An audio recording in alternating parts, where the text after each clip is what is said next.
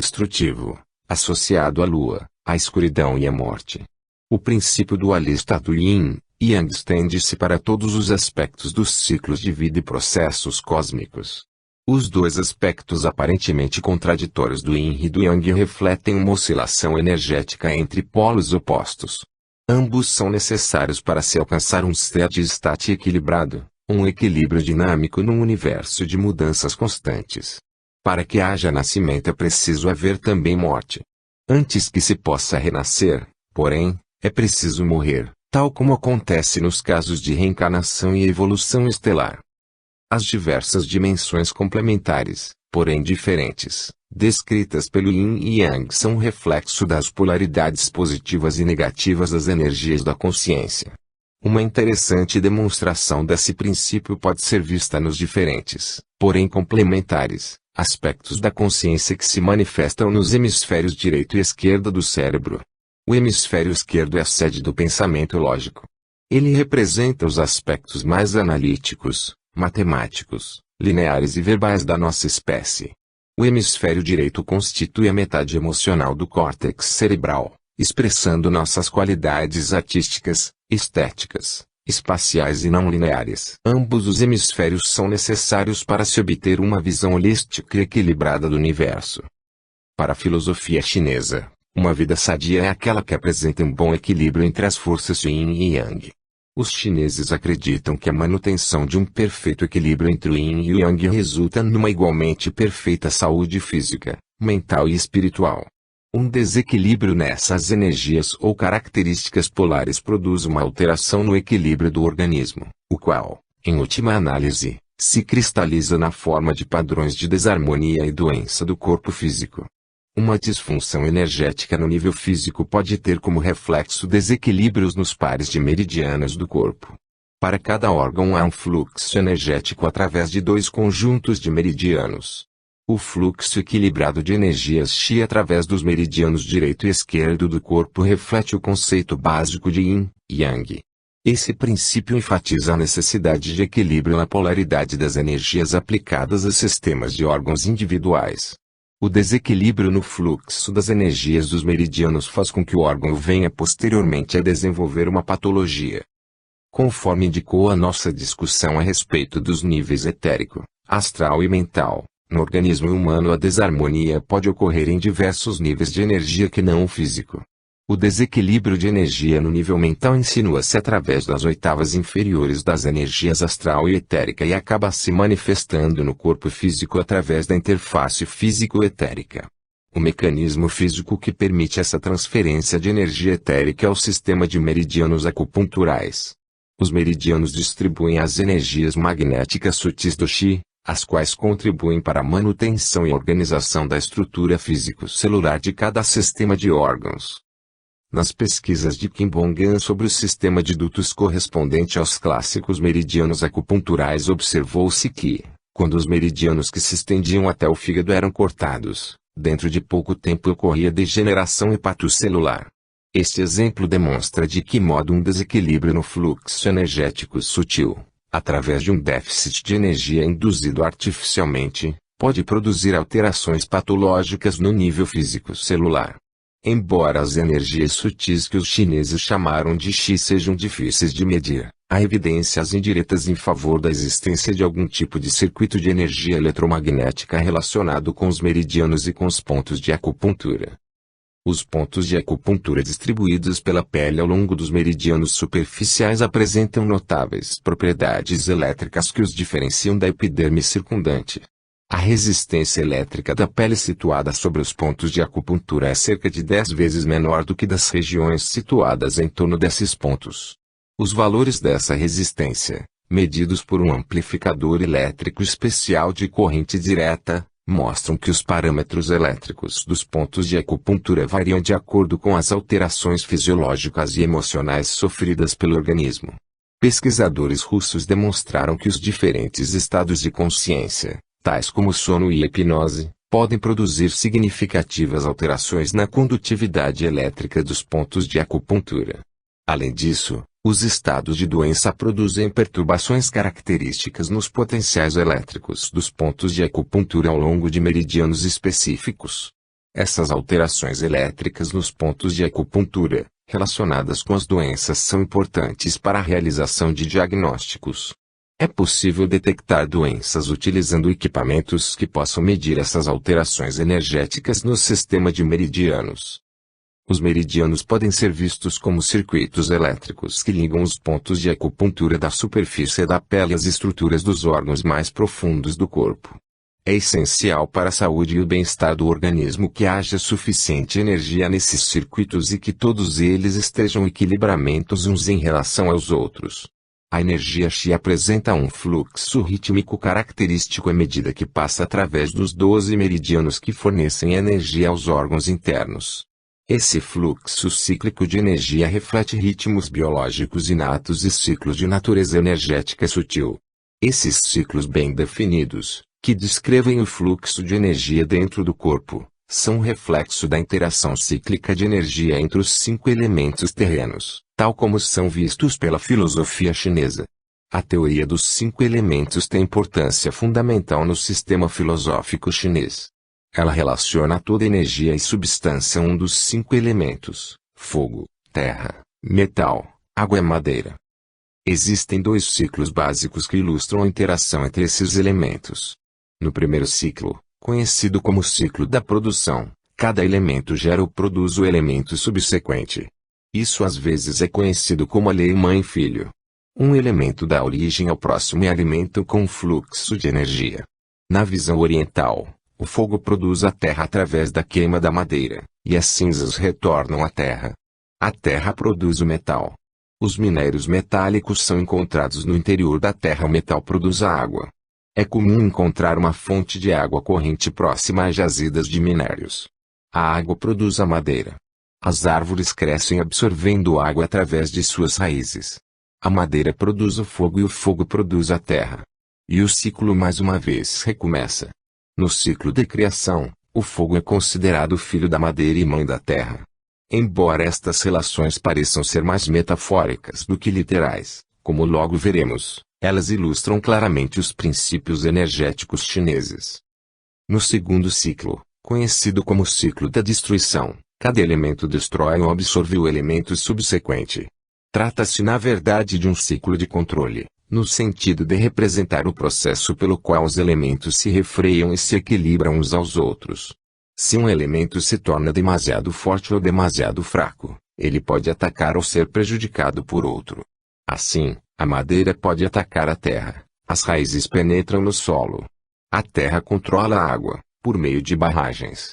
A água ataca o fogo, apagando-o. O fogo destrói o metal pode ser derretido por um fogo forte. O metal destrói a madeira, quando um machado corta uma árvore, e o ciclo recomeça. Os ciclos de produção e destruição são importantes porque constituem a base racional para a aplicação da acupuntura como terapia.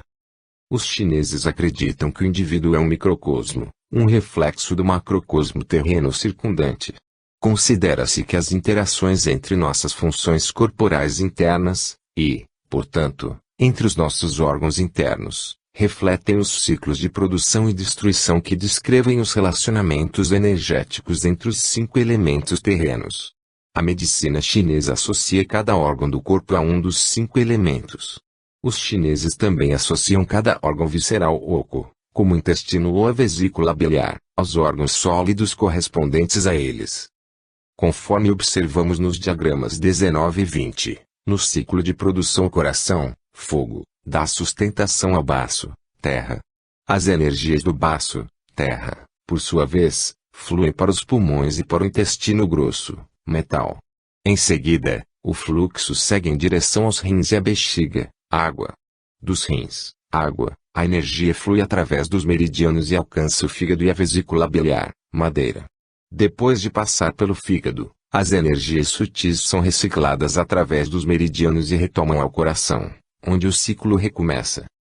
Se as energias Chi de um órgão não estiverem equilibradas, esse órgão, incapaz de completar o circuito meridiano natural, poderá afetar de forma diversa os órgãos adjacentes a ele na sucessão de meridianos. Esse padrão de disfunção está representado no ciclo interno, em forma de estrela, do diagrama 19, o assim chamado ciclo da destruição. Assim, Se as energias do coração, fogo, estiverem desequilibradas, o distúrbio provocado nos meridianos afetará desfavoravelmente os pulmões, metal. Do ponto de vista clínico, isso efetivamente acontece no caso de um colapso cardíaco congestivo, no qual uma queda no débito cardíaco devido a um problema no coração redunda em alterações desfavoráveis nos pulmões, congestão pulmonar. Afetados de forma desfavorável, os pulmões, metal, irão causar distúrbios energéticos e, posteriormente, celulares no fígado, madeira. Voltando ao ataque cardíaco congestivo, o ventrículo direito defeituoso, tendo de bombear sangue através de pulmões congestionados, cria uma retropressão no sistema venoso e provoca uma congestão venosa passiva do fígado. Partindo do fígado combalido, madeira, a perturbação nos meridianos causa um desequilíbrio ulterior no baço, terra. Num colapso cardíaco congestivo crônico do lado direito, a contínua congestão hepática acaba produzindo uma condição conhecida como cirrose cardíaca. Essa cirrose agrava a obstrução venosa do sistema porta-caval e produz hipertensão portal, congestão venosa e aumento do volume do baço. É fascinante como a patofisiologia moderna segue os antigos princípios de fluxo de energia representados pelo ciclo da destruição. É também interessante observar que esses princípios, existentes há milhares de anos, podem acrescentar informações complementares aos pontos de vista modernos a respeito das causas das doenças. Segundo os antigos chineses, as interações cíclicas entre os órgãos e as vísceras, órgãos ocos, refletem as interações entre os elementos. Esta é uma antiga demonstração do princípio segundo o qual o microcosmo humano reflete o macrocosmo planetário da Terra. Esses princípios energéticos permitiram que os antigos chineses construíssem uma base lógica, aos seus olhos, para o tratamento de doenças através da acupuntura. No ciclo da produção, por exemplo, pode-se ver que a energia flui no sentido dos ponteiros do relógio. A energia Qi flui do coração para o baço e o pâncreas, do baço para os pulmões, dos pulmões para os rins, dos rins para o fígado, do fígado para o coração e assim por diante, dando continuidade ao ciclo. Se os pulmões estiverem doentes, eles precisarão usar de toda a sua energia para continuarem funcionando. Como os pulmões são afetados por uma obstrução do fluxo de energia ao longo do circuito, os rins, o próximo elemento no ciclo de produção, são necessariamente prejudicados, visto que, nesse arranjo energético dos 5 elementos, eles são sustentados pelos pulmões. Do ponto de vista da medicina ocidental, agora está claro que existem efetivamente mecanismos homeostáticos que ligam a fisiologia dos rins à função pulmonar. No indivíduo com enfisema, por exemplo, a capacidade de absorção de oxigênio através dos pulmões é prejudicada. Não faz muito tempo descobriu-se que baixos níveis de oxigênio no sangue induziam os rins a produzirem um hormônio conhecido como eritropoetina. A liberação de eritropoetina resulta, em última análise, numa elevação no nível de hemoglobina na corrente sanguínea por meio de um aumento do número de glóbulos vermelhos em circulação. Assim, havendo mais hemoglobina, o organismo desenvolve uma maior capacidade de transporte do escasso oxigênio, um processo dirigido por esse laço de realimentação interna entre os pulmões e os rins. É interessante observar de que modo a fisiologia moderna complementa a antiga teoria energética chinesa. Voltando ao nosso exemplo, vimos que um desequilíbrio energético nos pulmões produziria um comprometimento da função renal em virtude de uma perturbação no fluxo de energia do circuito corporal. Para revitalizar os rins seria necessário tratar os pontos de acupuntura situados ao longo dos meridianos que fornecem energia aos pulmões, permitindo que estes possam dar melhor sustentação aos rins. Os princípios da acupuntura clássica frequentemente envolvem essa perspectiva de circuito energético cíclico. Esses princípios permitem que se possa visualizar os pontos mais estratégicos para a realização de uma intervenção energética sutil contra a doença a fim de se obter a desejada resposta terapêutica. Segundo a teoria da acupuntura, um desequilíbrio energético pode ser provocado por um fluxo de energia insuficiente ou excessivo através de determinados laços cíclicos nos circuitos meridianos do corpo. A estimulação terapêutica dos pontos de acupuntura pode permitir a entrada de uma carga adicional de energia nos circuitos meridianos em que haja um déficit energético. Inversamente, a estimulação dos pontos de acupuntura pode também contribuir para dar vazão a um excesso de energia, proporcionando uma espécie de válvula de segurança através da qual a energia em excesso possa fluir para longe dos circuitos meridianos sobrecarregados. A cronobiologia e o sistema de meridianos acupunturais. Na teoria chinesa da acupuntura, a energia X circula através dos órgãos de acordo com um padrão diário. Considera-se que o fluxo de energia através dos diferentes meridianos e, portanto, dos diferentes órgãos, varia de acordo com a hora do dia. Todos os principais meridianos apresentam dois períodos distintos com duração de 2 horas cada. Num desses períodos, a intensidade de circulação de energia atinge um máximo e, no outro, um mínimo. O período no qual o fluxo de energia através de um determinado meridiano é maior pode definir a hora do dia mais recomendável para se tratar uma doença no sistema de órgãos associados ao meridiano em questão. O horário de pico para o fluxo de energia no meridiano dos pulmões, por exemplo, vai das 3 horas às 5 horas da madrugada. Acredita-se que nesses horários a acupuntura possa ser mais eficaz no tratamento de crises de asma, em virtude da ocorrência concomitante de um pico de atividade nos meridianos associados aos pulmões. Mesmo contando-se com o mais dedicado dos acupunturistas, porém, é evidente que essa teoria dos biorritmos apresenta certas limitações práticas. Só recentemente a medicina ocidental começou a investigar a possibilidade de que determinados tratamentos possam ser otimizados de acordo com a hora do dia em que são aplicados. O recém-criado campo da cronobiologia está investigando a natureza dos ritmos biológicos internos humanos a partir de diversas perspectivas. Atualmente existem importantes evidências experimentais em favor da existência de um relógio biológico interno. Esse relógio interno, que controla diversas funções corporais, incluindo a atividade enzimática cíclica no interior do cérebro, aparentemente também afeta a expressão da toxicidade das drogas. Cientistas empenhados em pesquisar o câncer testaram diversos agentes quimioterápicos para determinar se havia um horário ótimo para a administração das drogas a fim de minimizar os efeitos tóxicos colaterais nos pacientes. Verificou-se que os efeitos tóxicos dos agentes quimioterápicos eram mínimos quando os medicamentos eram aplicados em cobaias durante as primeiras horas da manhã. Portanto, parece que tanto a quimioterapia como os tratamentos através da acupuntura podem ter sua eficácia otimizada quando aplicados em determinadas horas do dia. Por enquanto, não se sabe se o fluxo cíclico de energia através dos meridianos é o responsável pela relação entre os níveis de toxicidade dos agentes quimioterápicos e a hora do dia em que esses medicamentos são ministrados. Esta é uma ideia que será investigada mais profundamente à medida que a cronobiologia for abordada a partir de um nível energético sutil de compreensão. É possível que parte dos nossos ritmos biológicos inatos sejam reflexos de ritmos energéticos sutis de frequências mais altas. Esses ritmos de energia sutil, por sua vez, estão em sincronia ressonante com os ciclos cósmicos do universo. O elo representado pelos meridianos acupunturas pode ser um dos caminhos através dos quais entramos em contato com as energias dos corpos celestes.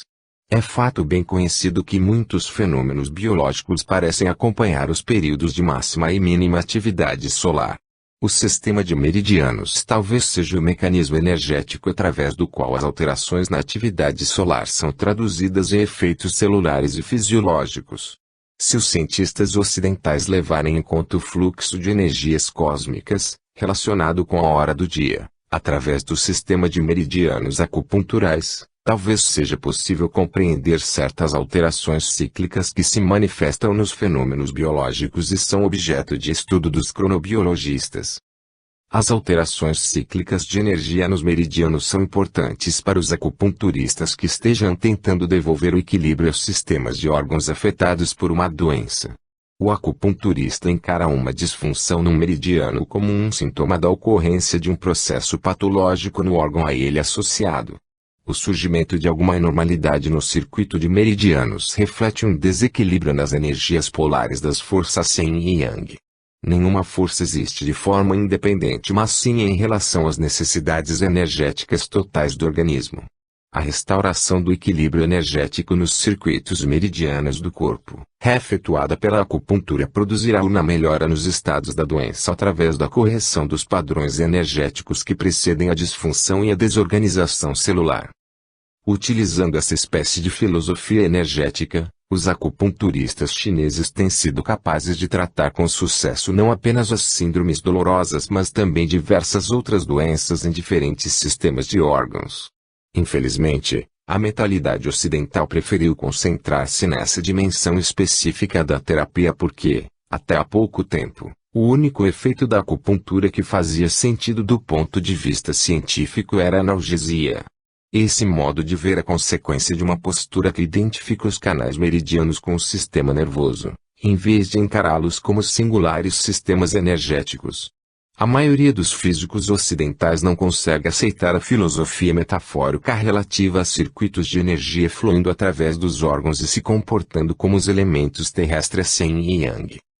Para a maioria dos cientistas ocidentais, os meridianos acupunturais são estruturas imaginárias, visto que sua existência não pode ser comprovada por estudos anatômicos publicados em periódicos médicos ortodoxos. Esses pesquisadores preferem acreditar que os caminhos neurais constituem os verdadeiros mecanismos de atuação da terapia acupuntural. Os cientistas ocidentais provavelmente virão a conceituar os meridianos acupunturais, não através da medicina, mas sim da física moderna, já que esta última conceitualiza a energia de uma maneira semelhante. Os meridianos acupunturais e o sistema nervoso operam de forma complementar. Cada sistema trabalha em harmonia para traduzir os fenômenos energéticos superiores em padrões fisiológicos celulares. As pesquisas de Qimbongan sugerem efetivamente a existência de estruturas tubulares meridianas que se estendem através de todo o corpo físico. Os extensos estudos de Qin comprovaram a existência de uma ramificação distinta nesse sistema de meridianos tubuliformes com a função específica de fornecer energia à rede neuronal do corpo. Qin descobriu que a secção dos meridianos que proporcionavam nutrição aos nervos ampliava de forma significativa o tempo necessário para a condução dos impulsos nervosos. Nesta altura, poderíamos nos perguntar se existe alguma outra evidência experimental, além do trabalho de Qimbongan, indicando a possibilidade de existência de uma rede de meridianos acupunturais. Existem outras pesquisas comprovando a correspondência entre o sistema chinês de caminhos meridianos e os órgãos do corpo? A resposta a esta pergunta é positiva. Pesquisas envolvendo medições sistemáticas das características elétricas do sistema de meridianos confirmaram a existência de uma ligação entre os meridianos e os órgãos do corpo. Através de medições desses parâmetros elétricos, talvez seja possível comprovar não apenas a existência dos meridianos mas também a capacidade potencial de se usar a acupuntura para localizar com precisão a ocorrência de doenças em sistemas de órgãos. O sistema de meridianos acupunturais como uma interface para a realização de diagnósticos. Os pontos de acupuntura apresentam singulares características elétricas que os diferenciam da pele circundante. O fato de os pontos de acupuntura apresentarem uma resistência elétrica mais baixa que a da pele, um reflexo de sua maior condutividade, pode ser usado para se localizar eletronicamente esses pontos ao longo dos meridianos superficiais. Vários estudos experimentais realizados por diversos pesquisadores orientais têm sugerido que os pontos de acupuntura podem ser úteis não apenas no tratamento mas também no diagnóstico dos estados de doença. O Dr. Hiroshi Motoyama, um pesquisador do Japão, mencionado anteriormente como a pessoa que desenvolveu um equipamento utilizado na detecção dos chakras, também projetou um sistema que mede as características elétricas dos diversos meridianos acupunturais a fim de obter informações fisiológicas. O equipamento, que Motoyama chamou de aparelho AMI, forma abreviada do aparelho para mensuração dos meridianos e órgãos internos correspondentes, é um sistema computadorizado que pode diagnosticar desequilíbrios fisiológicos em questão de minutos. O aparelho AMI possui 28 eletrodos que são fixados nos pontos de acupuntura terminais dos meridianos, localizados caracteristicamente nas extremidades dos dedos das mãos e dos pés. Agulhas de acupuntura ou clipes especiais são colocados nesses pontos de acupuntura a fim de obter informações de natureza elétrica. Os dados elétricos provenientes desses pontos são transmitidos a um computador especial que, em seguida, analisa e interpreta as informações. O aparelho AMI faz suas mensurações nos pontos terminais dos pares de meridianos. O meridiano dos pulmões, que leva energia cheia aos pulmões, existe na verdade como um conjunto constituído por dois meridianos. Um dos meridianos estende-se ao longo do lado direito do corpo e outro ao longo do esquerdo. A base racional para a mensuração dos dados elétricos em cada um dos meridianos dispostos em pares provém da teoria chinesa do Yin e do Yang. A versão moderna dessa teoria sugere que, quando os órgãos internos estão em estado de equilíbrio energético, ou seja, saúde, os meridianos acupunturais de cada par serão eletricamente semelhantes em valor. No órgão em que um estado de doença já estiver presente ou prestes a se manifestar, haverá notáveis diferenças elétricas entre os dois meridianos do par a ele associado. O aparelho AMI tem a capacidade de detectar correntes elétricas localizadas provenientes de pontos de acupuntura situados nas extremidades dos meridianos. Motoyama estudou mais de 5.000 indivíduos, utilizando o aparelho AMI, a fim de obter dados estatísticos de referência para estabelecer parâmetros elétricos e fisiológicos de normalidade e anormalidade. Quando as diferenças elétricas entre os meridianos da esquerda e da direita apresentavam uma ordem de grandeza maior que a de dois desvios padrões em relação à média, seus valores eram impressos em vermelho pelo aparelho AMI, a fim de destacar os sistemas de órgãos que estiverem desequilibrados. O Bob Hope Parkinson Research Institute, da Flórida, vem utilizando o aparelho AMI para estudar anormalidades energéticas e desequilíbrios fisiológicos em pessoas que sofrem do mal de Parkinson, um distúrbio neurológico degenerativo que afeta a coordenação motora. Os primeiros dados obtidos com o uso do aparelho AMI sugerem que diversos parkinsonianos apresentam anormalidades, previstas com base nos desequilíbrios entre os meridianos, tanto nos intestinos grosso e delgado como no coração. É possível que esse desequilíbrio gastrointestinal reflita um problema funcional relativo à absorção, feita pelos intestinos, dos nutrientes fundamentais envolvidos na síntese de neurotransmissores. Sabe-se que os parkinsonianos apresentam déficits de dopamina em determinadas partes do cérebro chamadas gânglios basais. Os pesquisadores do Instituto esperam poder usar o AMI para distinguir os diferentes estágios e tipos de parkinsonismo e, quem sabe, obter maior controle sobre o processo básico da doença. Uma prefeitura municipal do Japão está usando o aparelho AMI para verificar as condições de saúde de cada funcionário por ocasião do exame médico anual obrigatório. Apenas aqueles indivíduos cujos meridianos apresentam resultados anormais são solicitados a passar por exames médicos suplementares. Certo número de profissionais da medicina estão usando o AMI nos Estados Unidos com resultados positivos. O rápido sucesso da tecnologia AMI faz mais do que confirmar a utilidade das tecnologias relacionadas com a acupuntura. O fato de as informações obtidas através do AMI terem correlação com o estado dos órgãos internos confirma a antiga teoria chinesa que associava determinados meridianos a sistemas de órgãos específicos. Além do mais, hoje estamos estudando a teoria da acupuntura a partir de um ponto de vista que leva em conta sua utilidade potencial para a realização de diagnósticos.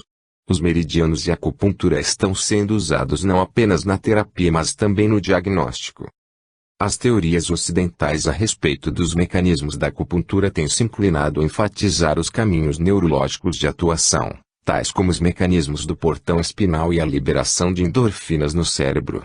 Embora a estimulação nervosa possa ser uma explicação aceitável para cientistas que estejam tentando compreender a analgesia produzida pela acupuntura, é bem mais difícil conceber o modo pelo qual um nervo periférico localizado no dedo de uma mão ou de um pé possa ser capaz de fornecer informações importantes a respeito do estado do fígado ou do pulmão de um paciente.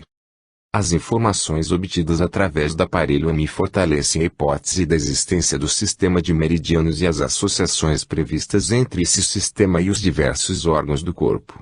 Graças a equipamentos como o aparelho AMI, O sistema de meridianos da acupuntura está começando a encontrar confirmação tecnológica e a ser reconhecido como um modelo válido para explicar os mecanismos de funcionamento fisiológico. Além disso, a capacidade de diagnosticar precocemente e de forma não agressiva os estados ou tendências para a doença, através da monitoração externa dos pontos de acupuntura, tem uma importância óbvia para a saúde pública. Outro sistema de instrumentação que contribuiu para dar maior credibilidade à teoria chinesa da acupuntura é a fotografia Kirlian e suas ramificações. Os relatos iniciais a respeito do trabalho de Kirlian na União Soviética sugeriram que os pontos de acupuntura poderiam ser fotografados por meio de aparelhos que produziam descargas de alta frequência. Alguns desses experimentos foram reproduzidos por diversos pesquisadores norte-americanos, incluindo Pitts e outros. A abordagem mais sofisticada na área da formação de imagens eletrográficas de pontos de acupuntura talvez tenha sido feita pelo Dr. Ioan Dumitrescu, um físico romeno que desenvolveu um processo de exploração do corpo conhecido como eletronografia. O trabalho de Dumitrescu com eletronografia é um reflexo de suas pesquisas no sentido de tentar aperfeiçoar o processo Kirlian e conseguir resultados melhores do que aqueles obtidos com os primitivos aparelhos de impressões digitais usados atualmente pela maioria dos pesquisadores. Utilizando computadores e eletrodos especiais, a eletronografia tornou possível a exploração eletrográfica de grandes porções do corpo, tais como o peito e o abdômen. Em suas primeiras pesquisas, Dumitrescu observou determinadas áreas do corpo onde apareciam pontos eletricamente radiantes. Dumitrescu descobriu que havia uma correlação entre muitos desses pontos, que ele chamou de pontos eletrodérmicos, e os clássicos pontos de acupuntura distribuídos ao longo do corpo. Depois de estudar literalmente milhares de indivíduos através do processo eletronográfico, Dumitrescu chegou a algumas conclusões a respeito desses pontos eletrodérmicos, acupunturais. Ele verificou que esses pontos só apareciam nas eletrografias de indivíduos nos quais um determinado sistema de órgãos estivesse sofrendo, ou na iminência de sofrer, um processo patológico. Verificou-se que os pontos brilhantes coincidiam com os pontos de acupuntura do meridiano associado ao órgão doente. Descobriu-se posteriormente que o tamanho e o brilho dos pontos de acupuntura estavam relacionados com sua atividade elétrica e com a gravidade do processo de doença. Quanto maior os pontos eletrodérmicos, mais grave a patologia. Se não houvesse doenças latentes ou ativas, os pontos eletrodérmicos não apareciam nas eletrografias.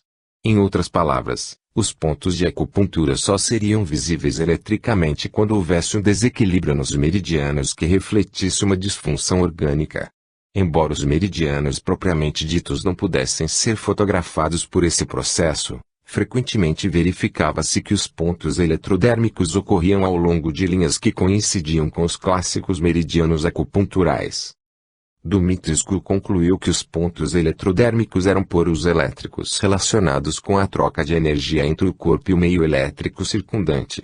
Eles constituem pontos de comunicação entre o organismo e os campos energéticos existentes em torno dele. As descobertas de Dumitrescu acerca do comportamento dos pontos eletrodérmicos complementam as informações a respeito da atividade elétrica dos meridianos obtidas através do aparelho Amidi Motoyama trabalhando de forma independente. Os dois pesquisadores comprovaram a existência de uma ligação entre um desequilíbrio energético nos meridianos e um processo patológico no órgão associado aos meridianos em questão. A pesquisa de Dumitrescu demonstra de forma mais vívida a natureza das trocas de energia, através dos pontos de acupuntura, entre o ambiente eletromagnético e os meridianos. Ao passo que Motoyama monitorou os pontos de acupuntura específicos para uma determinada doença, nas eletronografias do corpo feitas por Dumitrescu, os pontos de acupuntura que refletissem desequilíbrios energéticos apareciam espontaneamente como locais de perturbação energética. O sistema de meridianos acupunturais é uma interface de trocas energéticas entre o nosso corpo físico e os campos de energia existentes em torno de nós. Essas energias eletromagnéticas incluem não apenas os fatores locais e cósmicos do ambiente, mas também outros tipos de inputs energéticos provenientes de corpos e frequências mais elevadas, tais como os veículos etérico, astral, etc. Os fenômenos medidos por essas novas tecnologias como, por exemplo, O aparelho EMI e os equipamentos de exploração eletrográfica são manifestações elétricas de processos energéticos de frequências mais elevadas. Conforme vimos anteriormente em nossa discussão a respeito das energias do espaço, tempo positivo e negativo, essas energias de frequências mais elevadas são de natureza basicamente magnética. As pesquisas indicam que o corpo etérico forma uma espécie de rede magnética holográfica com a matéria e as células do corpo físico através ao sistema de meridianos acupunturais. Os potenciais elétricos medidos nos pontos de acupuntura refletem as correntes internas sutis que fluem através de todo o sistema de meridianos. Essas correntes internas fluem através de circuitos meridianos especializados que distribuem essas vitais e sutis energias magnéticas para os diversos órgãos do corpo. O sistema de meridianos acupunturais interage com o sistema nervoso através de uma série de etapas de transdução de energia que, em última análise, permite que esses fenômenos energéticos superiores influenciem a eletrofisiologia celular. A rede meridiano-glial, uma interface elétrica com o sistema nervoso humano. O fato de os teóricos ocidentais terem descoberto a existência de elos neurais e neurohormonais com o sistema de acupuntura não significa que os meridianos sejam nervos. Isto acontece porque uma ramificação do sistema de meridianos opera em estreita ligação com os sistemas nervosos central e periférico e exerce influência sobre eles. No sistema nervoso, a comunicação se faz através de potenciais elétricos de ação, os quais transmitem mensagens por meio de uma linguagem especial de frequência digital. As informações são transmitidas por meio de alterações nas frequências das descargas dos potenciais de ação. O cérebro consegue interpretar essas informações através da rápida decodificação das alterações nas taxas de descarga dos potenciais de ação, sinais elétricos nervosos, que chegam até ele. Em outras palavras, o sistema nervoso transmite e recebe informações através de mensagens que são codificadas digitalmente no número de descargas elétricas nervosas por segundo. O mesmo código numérico formado por taxas de descarga nervosa terá significados diferentes na medida em que um determinado nervo estiver se comunicando com as áreas do cérebro que processam as informações sensoriais relativas ao tato, olfato, paladar ou algum outro sentido.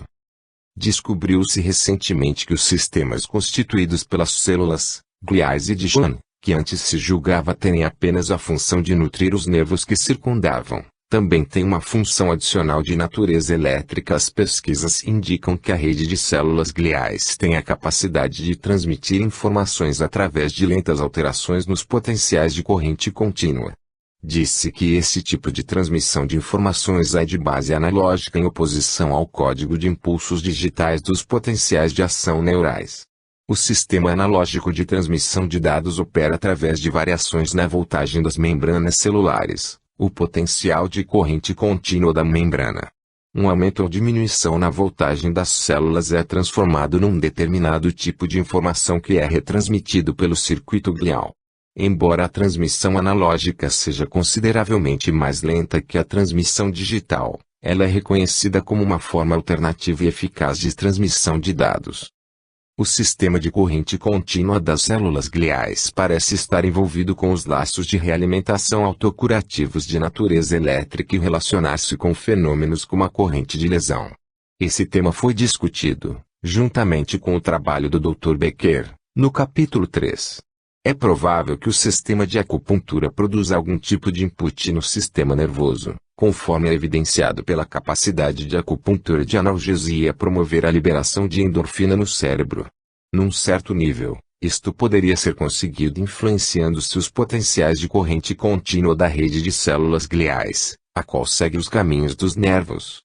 As correntes elétricas que fluem através do sistema de meridianos acupunturais talvez reflitam os papéis dos meridianos na formação de um extraordinário tipo de sistema circulatório de energia. É possível que as correntes contínuas associadas à rede de meridianos e de células gliais possam influenciar a produção e a transmissão dos potenciais de ação pelos nervos. Certas informações parafísicas tendem a confirmar essa hipótese. Os potenciais de corrente direta, mensuráveis nas superfícies intactas de todos os seres vivos, demonstram a existência de um complexo que está espacialmente relacionado com o arranjo anatômico do sistema nervoso. Os potenciais de superfície estão associados diretamente aos elementos dos diversos sistemas circulatórios. O quinto sistema circulatório é aquele que está ligado a uma corrente energética interna que flui através das linhas acupunturais. Ele opera continuamente e está o tempo todo disponível para moldar o sistema de potencial de ação utilizado pelas redes de nervos. Esse sistema de potencial de ação, portanto, existe sobre um substrato de potenciais de corrente direta que, na verdade, precedem o mecanismo de transmissão de dados através de potenciais de ação. Os potenciais de corrente direta pré-existentes têm originalmente a função de dirigir os processos biológicos, controlando assim as propriedades básicas dos organismos vivos. A forma humana é uma rede de campos magnéticos que se movem entre o projeto básico do Overself, conjunto formado pelo corpo etérico e outros corpos superiores, e os aspectos típicos dos órgãos humanos, isto é, o relacionamento axial. As linhas que unem esses domínios magnéticos são chamadas de linhas axiatonais. As redes axiatonais, formadas pelo entrecruzamento de linhas axiatonais, formam uma interface com as atividades biológicas do organismo. As redes permitem que haja interação entre as estruturas celulares físicas e as frequências vibracionais inferiores ou superiores. A interconexão biológica do homem com as energias de frequências vibracionais superiores realiza-se através do sistema de meridianos acupunturais, o qual forma uma interface com o sistema de rede axiatonais. A acupuntura e as tinhas axiatonais constituem parte de um sistema circulatório pentadimensional que é usado para retirar do overself a energia básica usada para a renovação da estrutura físico-celular. Esses dados parafísicos colocam em perspectiva a ligação neural entre o sistema de meridianos acupunturais, as correntes elétricas detectadas nos pontos de acupuntura e a interface entre os meridianos e as esferas energéticas superiores, chamadas coletivamente aqui de Overself. Sugere-se que os inputs energéticos dos meridianos influenciam a capacidade dos potenciais de ação do sistema nervoso através da variação das correntes contínuas que fazem parte do ambiente elétrico no qual operam os neurônios. Essa ligação energética indireta com o sistema nervoso explica por que se pode detectar fenômenos neurológicos em resposta à estimulação acupuntural. O Dr. Bruce Pomeranz realizou estudos a respeito da transmissão dos potenciais de ação através dos caminhos neurais da dor, na medula espinal, durante a analgesia produzida pela acupuntura. Pomeranz descobriu que estímulos dolorosos aplicados na cauda de um rato produziam um aumento significativo na taxa de descarga dos neurônios ao longo do circuito neural da dor na medula espinal. O uso da acupuntura para dessensibilizar a cauda impediu que, em resposta aos estímulos dolorosos, a taxa de descarga neuronal aumentasse além do nível de base. Este resultado, porém, só foi obtido depois de um intervalo de 30 minutos a contar do início da aplicação. Os ratos cujas hipófises haviam sido removidas cirurgicamente foram incapazes de apresentar a mesma resposta. A naloxona, um agente bloqueador da endorfina, também impediu a ocorrência desse fenômeno mediado pela acupuntura. Com base nesse estudo, Pomeranz concluiu que a analgesia produzida pela acupuntura era mediada pelas endorfinas. Embora a liberação de endorfinas no sistema nervoso seja um fenômeno mensurável, os dados experimentais de Pomeranz não explicam de que modo um estímulo aplicado nos pontos de acupuntura possa levar 30 minutos para chegar à hipófise. Essa demora de 30 minutos sugere a participação de alguma espécie de sinal de transmissão lenta. O mecanismo de transmissão provavelmente envolve lentas alterações analógicas de corrente contínua na rede de células gliais, fenômeno observado pelo Dr. Hubert Becker em suas pesquisas sobre a corrente de lesão. Essas alterações de corrente contínua na rede de células gliais são provavelmente influenciadas pelas alterações energéticas que ocorrem nos meridianos depois que os pontos de acupuntura foram estimulados. Posteriormente, as alterações de corrente contínua nas células gliais afetam a atividade dos neurônios que se estendem até o sistema nervoso central. Assim, a rede de células gliais pode atuar como uma interface entre os meridianos e o sistema nervoso. É bastante complexa a maneira exata pela qual as alterações nos potenciais de corrente contínua influenciam a taxa de descarga nervosa. Para que compreendamos como isso acontece, precisamos primeiro entender alguns dos aspectos básicos da neurofisiologia. Pesquisas neuroquímicas recentes permitiram que os cientistas criassem um modelo mais completo do funcionamento de uma célula nervosa. Sabe-se atualmente que os neurônios não ligam e desligam quando estão transmitindo sinais. As células nervosas mantêm-se num constante estado de prontidão e atividade que lhes permite responder aos estímulos em questão de milésimos de segundo. As células nervosas liberam constantemente minúsculas quantidades de neurotransmissores nas fendas sinápticas existentes entre elas e os outros neurônios com os quais entram em contato. Nessas sinapses, a contínua liberação de pequenas quantidades de neurotransmissores mantém o sistema calmamente ativo, embora pronto para ação, como um carro com o motor ligado e o câmbio em ponto morto. Basta pisar no acelerador para acelerar um motor que já está pronto para responder. Ao iniciar-se um potencial de ação numa célula nervosa, quando, por exemplo, um nervo periférico retransmite informações sensoriais provenientes de receptores de pressão situados na pele, o impulso elétrico inicia uma sequência de eventos que resulta no envio de uma mensagem ao cérebro. Essa cadeia de eventos é deflagrada por um estímulo aplicado ao receptor de pressão, o qual dispara uma saraivada de potenciais de ação que atravessa toda a fibra nervosa sensorial até alcançar suas extremidades sinápticas. Nessas estações retransmissoras sinápticas, as extremidades ficam uma ao lado da outra, com microscópicas fendas entre elas. O impulso elétrico sofre uma transformação energética na fenda sináptica e é convertido em liberação de neurotransmissores. Cada potencial de ação estimula o nervo pré-sináptico a liberar minúsculas quantidades de neurotransmissores na fenda sináptica, o que induz alterações elétricas na membrana celular do neurônio adjacente. Essas alterações elétricas, por sua vez, são novamente transformadas num código pulsátil de descargas de potenciais de ação, os quais são rapidamente transmitidos para a extremidade desse nervo e para outra fenda sináptica. As últimas sinapses ocorrem depois que os neurônios da medula espinal terem transmitido mensagem sensorial para o cérebro.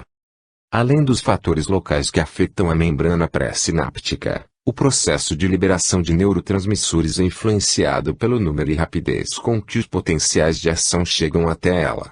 Esses fatores locais exercem seus efeitos sobre o potencial elétrico da membrana neuronal. O potencial elétrico da membrana celular determina a reação de cada neurônio no sentido de liberar pacotes de neurotransmissores no momento certo. As condições elétricas da membrana neuronal são influenciadas por diversos fatores. O mais importante desses fatores, e que só recentemente foi compreendido, é o efeito de outras substâncias neuroquímicas que estão em contato com uma determinada célula nervosa. Cada célula nervosa está em contato com muitas outras, formando uma rede.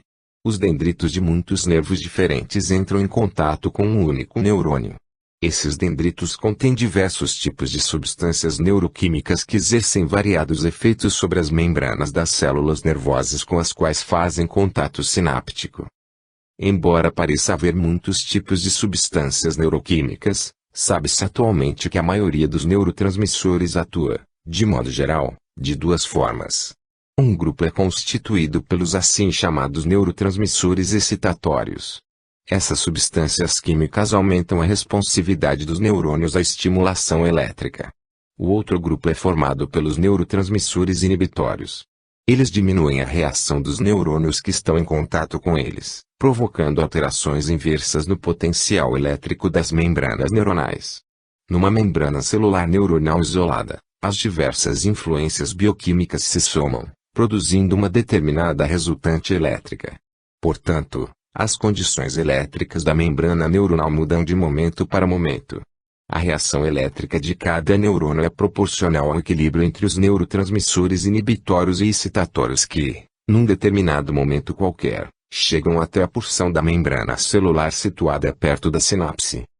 As endorfinas se destacam entre os neurotransmissores recém-descobertos por serem consideradas uma área bastante promissora para as pesquisas médicas convencionais. Elas estão entre o crescente número de substâncias químicas cerebrais recém-descobertas que atualmente estão sendo estudadas pela neuroendocrinologia. Dentre todas as substâncias neuroquímicas, as endorfinas são as que figuram com mais destaque nas teorias convencionais a respeito da analgesia produzida pela acupuntura. As endorfinas pertencem a uma classe de substâncias neuroquímicas que têm sido chamadas de neuromoduladoras ou neuroreguladoras. Essas substâncias químicas modulam os efeitos dos outros sistemas transmissores graças à sua capacidade de influenciar as membranas neuronais. As endorfinas pertencem a uma subclasse de neurotransmissores conhecida como hormônios peptidérgicos ou neuropeptídeos. Outros grupos neuroquímicos do sistema nervoso incluem os sistemas adrenérgico, colinérgico e dopaminérgico. Além disso, existem muitos outros neurotransmissores cujas funções por enquanto não estão bem claras. Embora existam muitas substâncias neuroquímicas diferentes, as quais talvez tenham a capacidade de atuar sobre as células nervosas, parece haver fatores adicionais não neuroquímicos que modulam a transmissão dos impulsos nervosos no nível das membranas. A transmissão dos impulsos nervosos pode ser particularmente afetada por alterações no campo elétrico do microambiente da sinapse.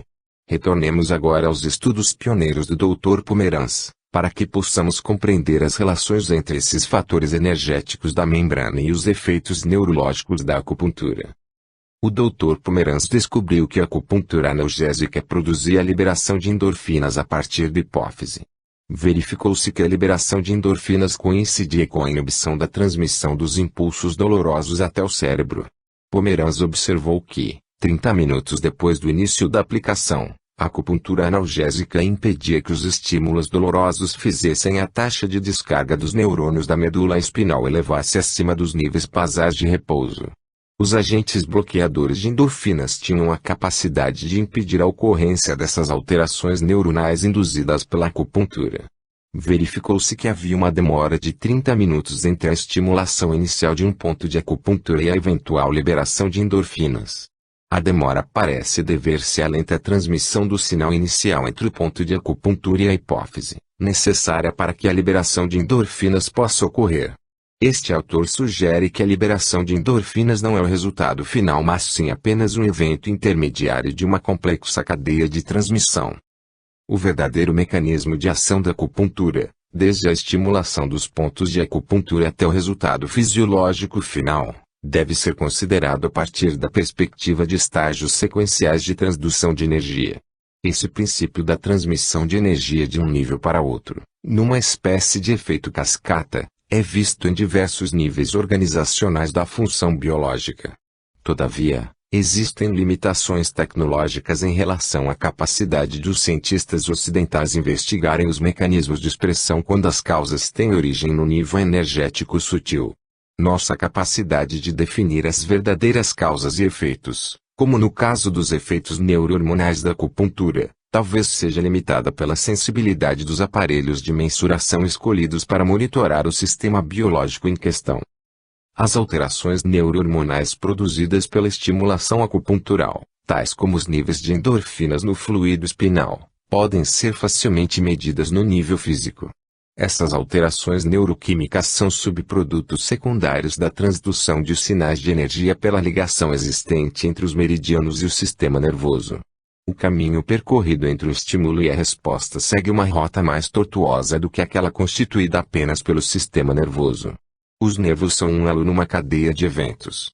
Até o momento, o modelo neurológico da acupuntura é apenas parcialmente adequado para explicar a demora de 30 minutos na transmissão do sinal. Se a acupuntura atuasse basicamente através dos nervos, seria de se esperar a ocorrência de um intervalo mais curto entre a inserção das agulhas e o efeito analgésico. O período de resposta dos nervos geralmente está na faixa de milésimos de segundos, e não de minutos.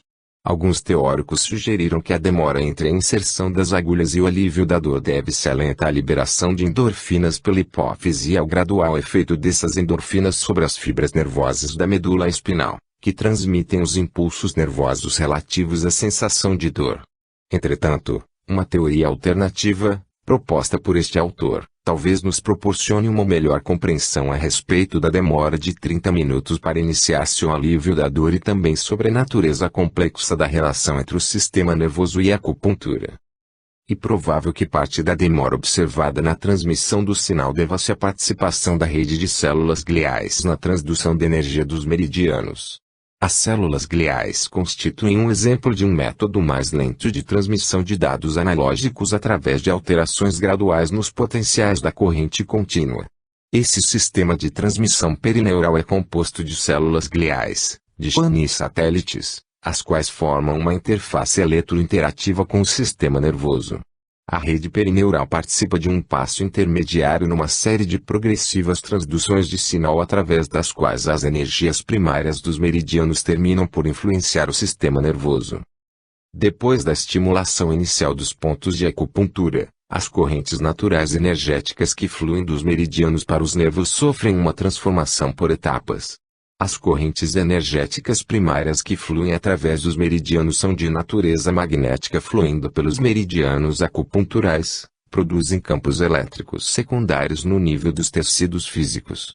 São os efeitos desses campos elétricos secundários, associados aos pontos de acupuntura aos sistemas de meridianos, que são medidos por instrumentos como o aparelho Amid Motoyama e pelo aparelho de exploração eletrográfica de Dumitrescu. Esses campos elétricos assim induzidos são traduzidos em interações de correntes contínuas entre os meridianos e as redes de células gliais. A rede de meridianos forma uma interface com o sistema de grade etérico axiotonal, uma estrutura energética etérica que capta energias de frequências superiores. Portanto, a rede formada pelos meridianos e pontos de acupuntura, através de sua conexão com a rede etérico-axiotonal. A rede oferece uma rota de acesso para as energias organizadoras da vida, os quais proporcionam e mantêm a coerência da estrutura físico-celular, em parte através da indução de campos elétricos secundários. Esses campos elétricos passam a afetar os processos bioeletrônicos que ocorrem no nível celular. A rede de células gliais integra um sistema de transmissão de informações de corrente contínua e base analógica que toma parte nos processos de restauração celular exemplificados pelo fenômeno da corrente de lesão. Alterando o ambiente energético das células gliais, o sistema de meridianos torna-se capaz de influenciar diretamente os sistemas bioeletrônicos de crescimento e regeneração. Além disso, a rede meridiano-gual também utiliza efeitos de corrente contínua para criar um microambiente eletromagnético em torno dos nervos do corpo. Através da criação, nos sítios pré-sinápticos, de induções microenergéticas especializadas, os potenciais de corrente contínua das células gliais de Schwann afetam energeticamente os nervos que circundam. Esses fenômenos elétricos modulam a reação neural à estimulação e a condução através de alterações nos potenciais das membranas dos neurônios. Os efeitos do campo de corrente contínua somam-se aos neuromodulares químicos e os dois fatores atuam de forma simultânea sobre a membrana nervosa pré-sináptica. Os efeitos totais dos neuromoduladores químicos, associados às influências da corrente contínua, atuam no sentido de fazer a sintonia fina da transmissão digital do código de potenciais de ação. Assim, tanto fatores químicos como energéticos podem influenciar a capacidade dos nervos transmitirem impulsos dolorosos ao cérebro. Através da rede de meridianos acupunturais, as energias X são transformadas em alterações na corrente contínua, as quais, então, são lentamente transmitidas ao longo dos caminhos perineurais que se estendem por toda a neuroglia. No nível do cérebro, essas alterações nos potenciais de corrente contínua também estão associadas a mecanismos neuroquímicos, liberação de endorfinas, por exemplo, os quais podem preceder ou ocorrer de forma simultânea com as alterações nos potenciais de ação de neurônios isolados. A liberação neuroquímica de endorfinas que, como se sabe, afetam diversas partes do corpo, sugere que a acupuntura possa produzir não apenas uma simples alteração nas taxas de descargas neuronais, mas também um grande número de possíveis efeitos hormonais em todo o corpo. Os hormônios da hipófise, tais como as endorfinas e peptídeos semelhantes, são normalmente distribuídos por todo o corpo pela corrente sanguínea. A partir daí, esses potentes hormônios exercem seus efeitos sobre diversos sistemas celulares. Em vez de serem o elo final, portanto, as endorfinas são na verdade agentes intermediários neste complexo sistema energético corporal. Elas constituem uma etapa passível de ser monitorada através das análises químicas convencionais, da mesma forma como as taxas de descarga dos neurônios na medula espinal podem ser estudadas empiricamente, com microeletrodos, para se efetuar a mensuração dos efeitos indiretos da estimulação acupuntural. As alterações elétricas e neuroquímicos que ocorrem no sistema nervoso são efeitos secundários e não primários. Embora seja uma confirmação objetiva da ocorrência de um processo energético invisível, elas não explicam totalmente os efeitos da acupuntura. A acupuntura é mediada por um sistema energético sutil primário que influencia a rede de nervos físicos. Além de influenciar os nervos, a acupuntura também produz diversos outros efeitos terapêuticos sobre os demais componentes celulares da fisiologia, os quais, no atual estágio de desenvolvimento das tecnologias médicas, não podem ser medidos com a mesma facilidade. O sistema de meridianos acupunturais como uma interface